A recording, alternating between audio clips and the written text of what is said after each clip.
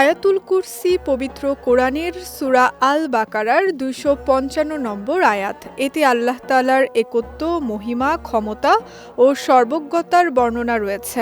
এ কারণেই আয়াতুল কুরসিকে কোরআনের অন্যতম শ্রেষ্ঠ আয়াত বলা হয়। হযরত মুহাম্মদ সাল্লাল্লাহু আলাইহি ওয়াসাল্লাম একে কোরআনের সর্বশ্রেষ্ঠ আয়াত হিসেবে উল্লেখ করেছেন।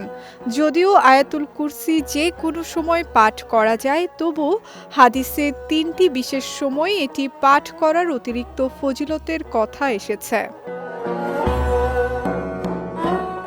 সকাল সন্ধ্যায় আয়াতুল কুরসি পাঠ করলে আল্লাহ তাআলা জিনের অনিষ্ট থেকে হেফাজত করেন।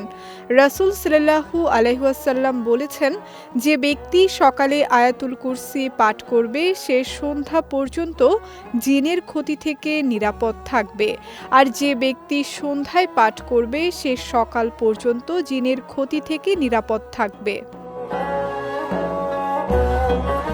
প্রতিটি ফরজ নামাজের পর আয়াতুল কুরসি পাঠ করা অত্যন্ত মর্যাদাপূর্ণ আমল। রাসূল সাল্লাল্লাহু আলাইহি ওয়াসাল্লাম বলেছেন, যে ব্যক্তি প্রত্যেক ফরজ নামাজের পর আয়াতুল কুরসি পাঠ করবে তার জান্নাতে প্রবেশের পথে মৃত্যু ছাড়া আর কোনো বাধা থাকবে না। ঘুমানোর আগে আয়াতুল কুরসি পাঠ করলে আল্লাহ তাআলা একজন ফেরেশতার মাধ্যমে তাকে সারা রাত হেফাজত করেন এবং শয়তান তার কাছে আসতে পারে না।